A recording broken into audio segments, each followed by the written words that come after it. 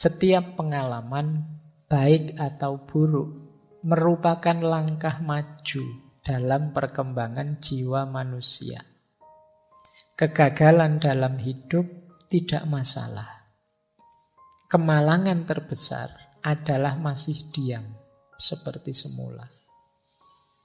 Jadi kata Hazrat Inayat Khan, hidup itu ada baik, ada buruk, ada naik, ada turun biasa. Yang penting apapun yang kalian alami, jadikan itu pijakan untuk dirimu jadi lebih baik. Gagal tidak masalah, justru dengan kegagalan itu kamu bisa mengevaluasi dirimu, kurangnya di mana, dan besok jadi lebih baik. Kemalanganmu terbesar adalah kamu mandek, tidak berkembang.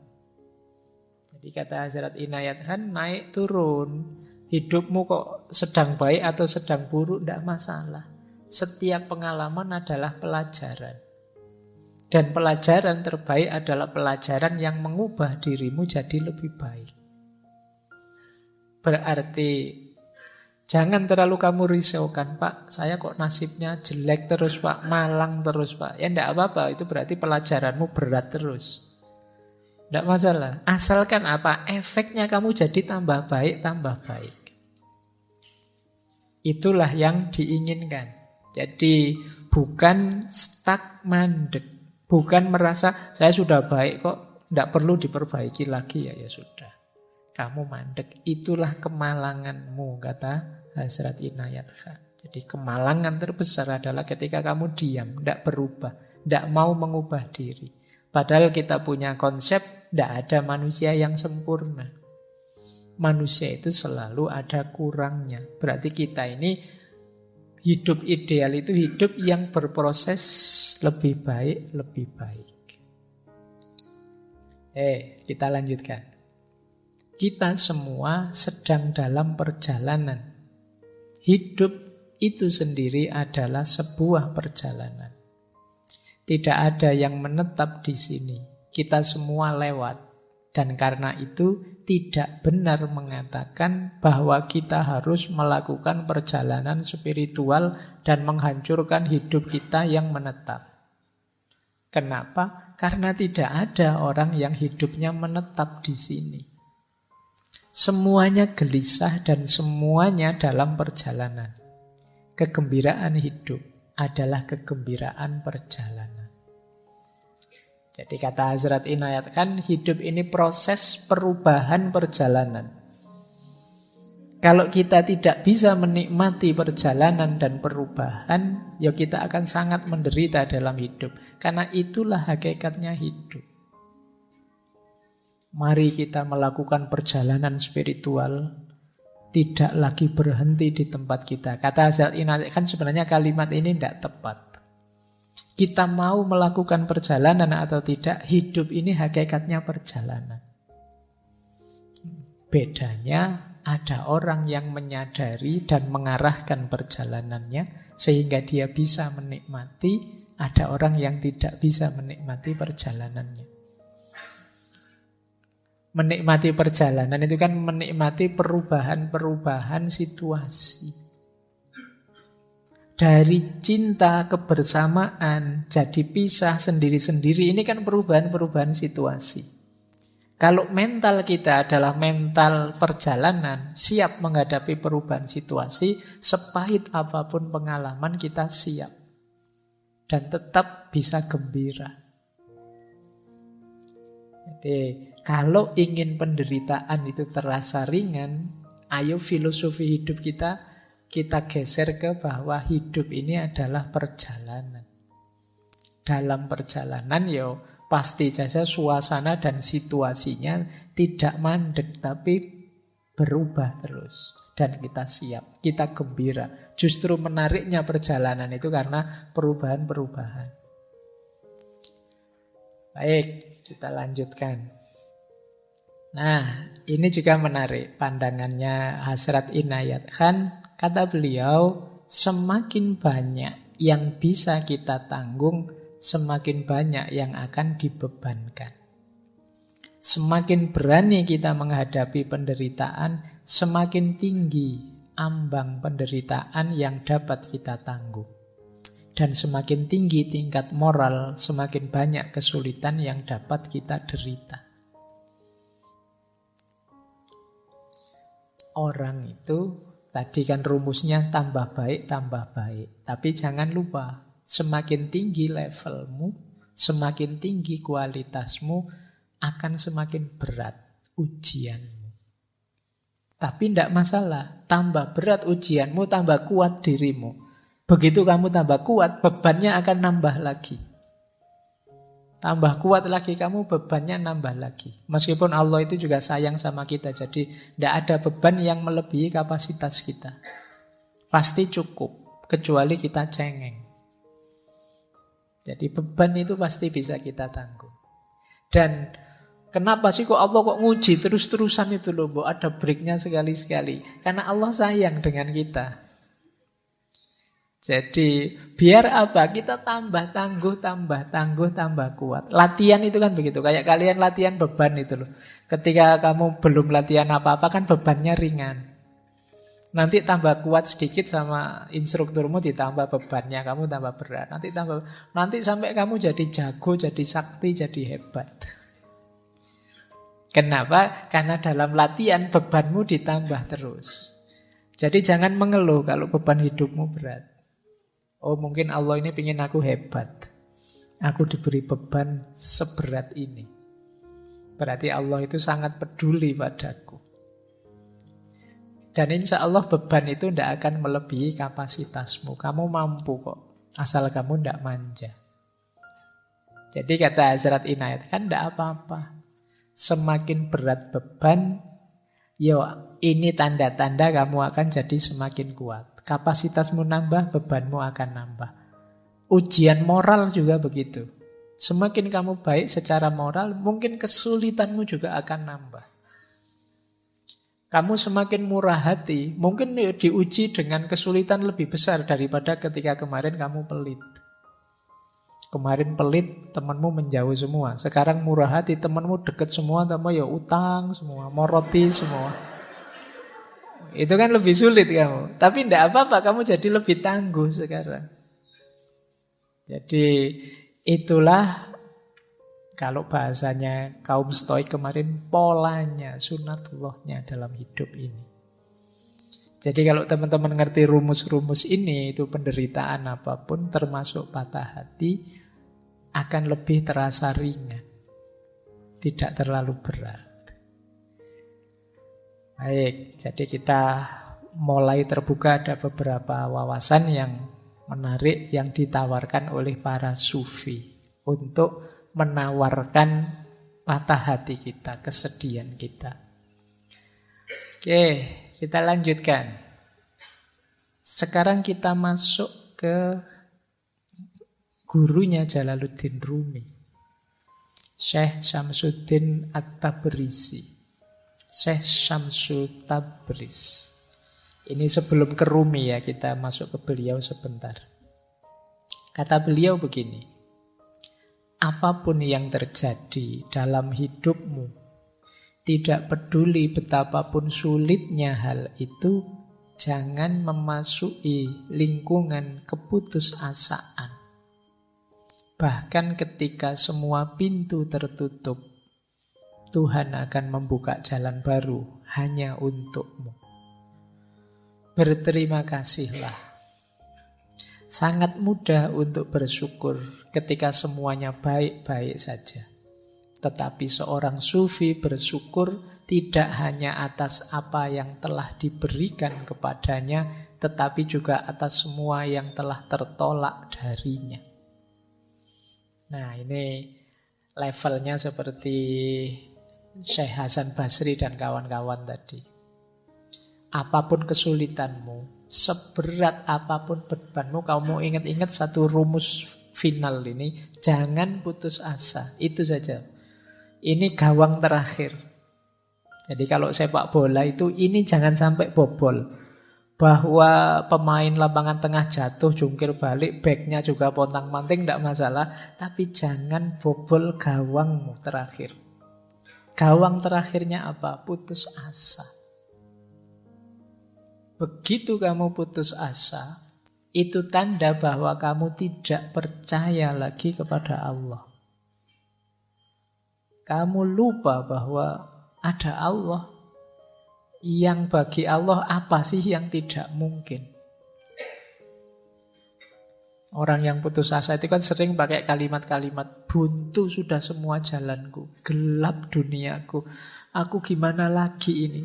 Kamu lupa masih ada Tuhan, masih ada Allah. Jadi Syekh Syamsul Tabriz mengingatkan kita, apapun kesulitanmu, apapun bebanmu, jangan biarkan gawangmu yang terakhir ini bobol, yaitu keputusasaan. Makanya putus asa itu kan kalau dalam Al-Quran disebut kekufuran. Karena apa? Karena orang yang putus asa berarti dia melupakan Allah atau tidak percaya dengan kekuasaannya Allah. Kata Syekh Syamsul Tabriz, meskipun semua pintu rasanya tertutup, Allah masih bisa kok. Bukan membuka pintu, bahkan membuat pintu baru Allah bisa. Yang tidak terbayangkan mungkin selama ini olehmu. Jadi, tidak mungkin Pak lewat ini, lewat itu, lewat ini. Jalan yang saya hitung itu tidak ada yang beres. Itu kan hitunganmu. Jadi bagi Allah apa yang mustahil? Wong dari Masjidil Haram ke Masjidil Aqsa, dari Masjidil Aqsa ke Sidratul Muntaha, ya bisa dalam waktu semalam. Meskipun di medsos banyak orang yang mendebat, masuk akal, masa namanya mukjizat ya memang tidak masuk akal. Kalau masuk akal ya tidak mukjizat namanya. Jadi memang tidak harus masuk ke akalmu. Kalau bisa terjangkau oleh pikiranmu, oleh akalmu itu masih biasa. Wong ini peristiwa luar biasa kok. Jadi banyak kemarin saya baca di medsos itu. Naik ke langit ke-7, langit itu apa? Pikirannya kan aneh-aneh. Jadi tidak masuk akal saya. Ya memang tujuannya tidak untuk dimasukkan akal. Akalmu tidak nyampe. Jadi ini peristiwa luar biasa kalau definisinya khorikul adah, beda dengan adat. Memang tidak cocok dengan hukum alam sunatullah, sains yang kamu pelajari. Itulah mengapa disebut mukjizat. Jadi memang ada mode polanya sendiri yang berbeda dengan pola saintifik yang selama ini kamu pelajari. Baik. Nah, malah sampai Isra Mi'raj ya. Yuk dilanjutkan. Yuk paling tidak itu ilustrasi ya betapa Allah itu maha kuasa. Yang tidak terduga bisa terjadi. Yang menurutmu apa bisa kebalikannya. Kamu meramal apa yang terjadi sebaliknya. Karena Allah maha kuasa. Kesabaran tidak berarti bertahan secara pasif. Kata Syekh Syamsuddin At-Tabrizi, sabar itu berarti berpandangan jauh ke depan untuk mempercayai hasil akhir dari suatu proses. Ini kalau pakai bahasa yang lain, sabar itu sama dengan orang yang optimis. Jadi kalau kita yakin hasilnya akan baik, ya kita mudah untuk sabar. Orang sabar itu justru visioner, dia pandangannya ke depan. Apa yang dimaksud dengan kesabaran? Nah, ini definisinya menarik. Syekh Syamsuddin At-Tabrizi ini. Sabar itu melihat duri dan juga melihat bunga mawarnya. Melihat malam dan juga melihat fajar. Jadi untuk sampai pada mawar ya harus tahu ada duri yang harus dilewati. Ini sabar. Untuk sampai fajar kita harus tahu harus melampaui malam. Ini sabar. Berarti apa? Untuk mencapai kesuksesan, kebahagiaan, ya kita harus siap sulit, siap menderita. Itulah mengapa jangan dikeluhkan penderitaanmu. Patah hatimu jangan membuatmu putus asa. Sabarlah, memang untuk bisa meraih keindahannya mawar, kamu harus sanggup melampaui durinya. Untuk bisa melihat indahnya fajar, kamu kan harus sanggup menahan hidup di malam hari. Jadi kalau kalian mau melihat sunrise itu kan ya dibelani ngantuk-ngantuk malam tidak tidur, naik ke atas gunung sampai sana, alhamdulillah bisa kelihatan sekarang sunrise. Itu kan kamu ada tirakatnya, itu kan capek-capek menahan tidak tidur. Jadi ya meskipun setelah melihat sunrise kan kamu hasilnya kan bisa selfie-selfie, foto-foto, itu saja. Nah, hidup juga begitu. Kamu kalau ingin meraih keindahannya harus siap dengan pahitnya. Kita itu seringkali hanya fokus pada mawarnya saja, fokus pada fajarnya saja. Lupa dengan malamnya, lupa dengan durinya. Itu yang membuat kita begitu dropnya ketika mengalami patah hati, ketika mengalami kesulitan hidup. Padahal justru kesulitan itulah yang akan mengantarkan kita pada keindahan. Ini pendapatnya Syekh Syamsuddin At-Tabrisi. Ketidaksabaran berarti menjadi picik untuk tidak dapat melihat hasilnya. Jadi orang tidak sabar itu ya hanya lihat pahitnya saja. Tidak lihat bahwa setelah pahit ada manisnya. Orang tidak sabar itu ketika melihat bunga mawar, sudahlah tidak usah mawar-mawaran, ada durinya kok. Nah, kenapa? Dia tidak tahan, dia hanya lihat durinya. Dia lupa bahwa kalau nanti bisa dapat mawar, indah loh itu. Ya kalau kamu tidak siap menunggu malam, ya kamu tidak akan ketemu indahnya fajar. Sudahlah, tidak usah nyari-nyari fajar, tidur saja enak misalnya, ya sudah. Ini yang disebut tidak sabar. Para pecinta Tuhan tidak pernah kehabisan kesabaran. Karena mereka tahu bahwa agar bulan sabit menjadi purnama dibutuhkan waktu. Tidak mungkin hari ini bulan sabit, besok langsung purnama. Kalau sudah begitu, kiamat itu berarti. Mesti kamu harus nunggu dulu waktunya. Dari bulan sabit jadi purnama, ya paling tidak kamu nunggu 15 hari ya, setengah bulan. Itu pun purnama tidak seterusnya nanti jadi bulan sabit lagi. Itulah kehidupan. Kalau kamu kehilangan kesabaran, hidupmu akan sangat berat. Karena modenya hidup itu naik turun. Tidak mungkin orang hidup itu seneng terus, enak terus. Meskipun kamu pinginnya begitu. Hidup itu mesti ya kadang seneng, kadang tidak seneng, kadang enak, kadang tidak enak. Wis itu wajar. Siaplah menghadapi hidup yang seperti ini. Kunci bahagiamu justru di situ. Kalau kamu siapnya seneng saja, ya siap-siap hidupmu banyak stres, banyak depresi. Semoga tidak ada yang di sini hidupnya nyari susah saja. Kan ada orang itu yang kalau bisa sulit, kenapa dibuat mudah, itu namanya nyari susah. Orang itu normalnya nyari seneng, dia malah nyari susah. Kalau ndak rumit, ndak enak Pak, ndak asik Pak. Yo salahmu dewe kalau gitu.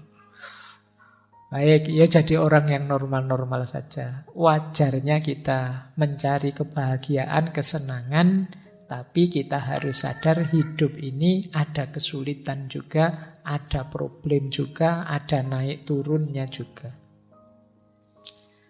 Baik, ini dua nasihat dari Syekh Syamsuddin At-Tabrisi.